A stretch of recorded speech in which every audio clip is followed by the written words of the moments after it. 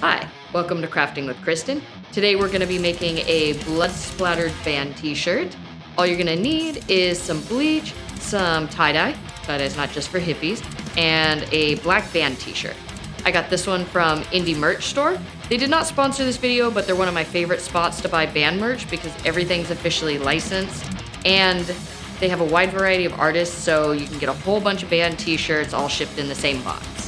I have all the supplies listed in the description below, so once you get all that together, we can make some cool clothes together.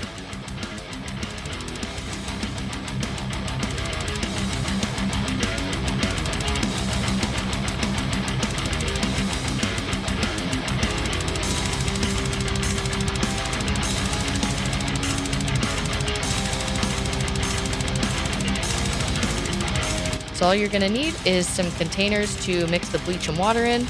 I recommend safety goggles to keep the bleach out of your eyes and some gloves to protect your skin. I don't have an exact water to bleach ratio that I use, but I just fill up a large container with water and I add about a cup of bleach. You can use undiluted bleach on your shirt, but I don't recommend it because sometimes if you throw it in the wash or the dryer, you'll wind up with holes in your clothes.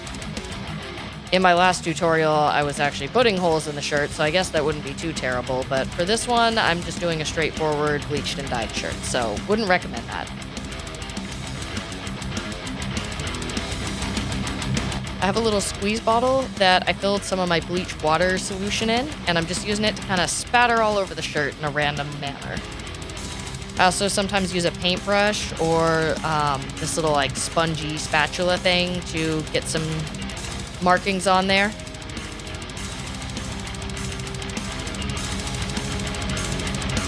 And now I'm going to get the back of the shirt.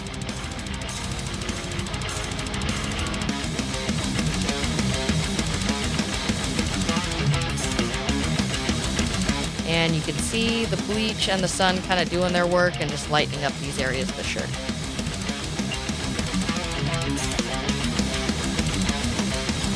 I put a little bit of bleach in there and just a tad bit of water, so I have a little bit of a stronger mixture, and I'm doing this part last so that way it doesn't wind up sitting on the shirt too long.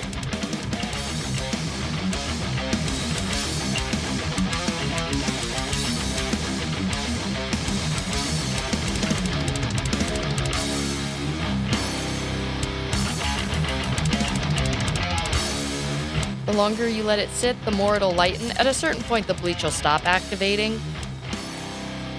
And once it's light enough, I just took it out into the yard and I'm just spraying all the bleach that I can out with a hose before I throw it in the wash.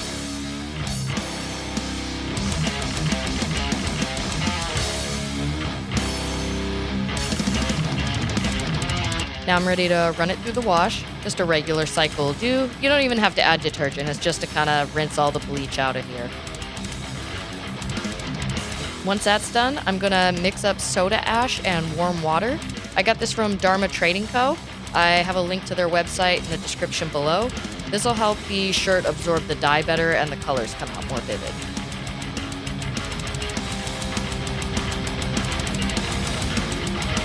So I'm soaking these in the soda ash mixture. Get them nice and saturated. And once they're saturated, you can either run them through a no-heat cycle in the dryer just to get them where they're almost dry but kind of damp. But I'm lazy and I'm just letting them dry out in the sun because when I filmed this, it was the middle of summer and very hot outside. Now I'm going to start mixing up my dye. I'm using some Urea, which I also got from Dharma Trading Co., and some of their dye pigment in a nice red shade. And I'm mixing it with warm water according to the directions. I really like their dyes. They're very vivid, they're a reasonable price point, and you pay by weight, which is nice, so you can get as much as you think you're gonna use. Takes a while to mix it up real good. The more that you stir it up and get the dye all mixed together, the more even your color is gonna come out.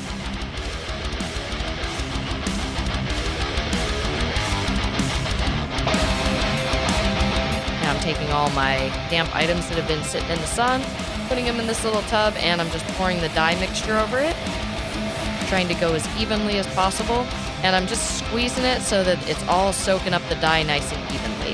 You want to make sure that your clothes are completely saturated in this. And that looks like a mask. Red was a good color choice.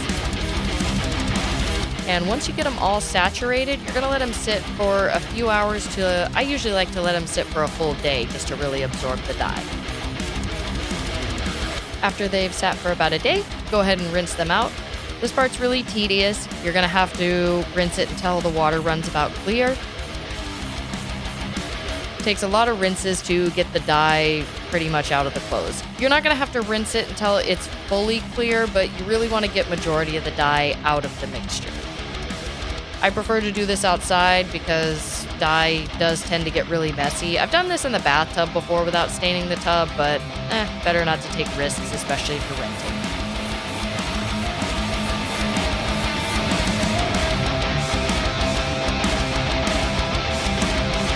So I'm essentially just blasting it with the hose, taking it off to the side where my little rocks are at, and just wringing out all the dye and repeating.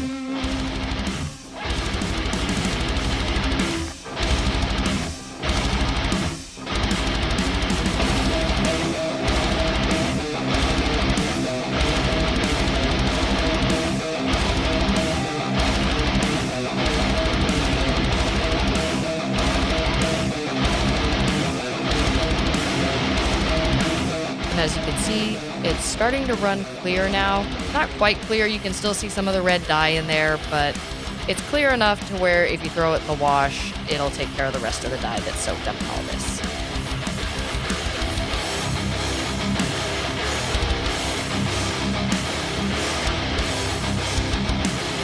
And go ahead and run it on a regular wash cycle.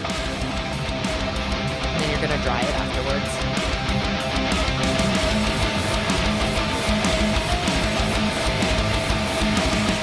The finished product of death and delight. If you enjoyed watching me make this project, make sure to leave a comment below and subscribe to my channel. Thanks again for crafting with me.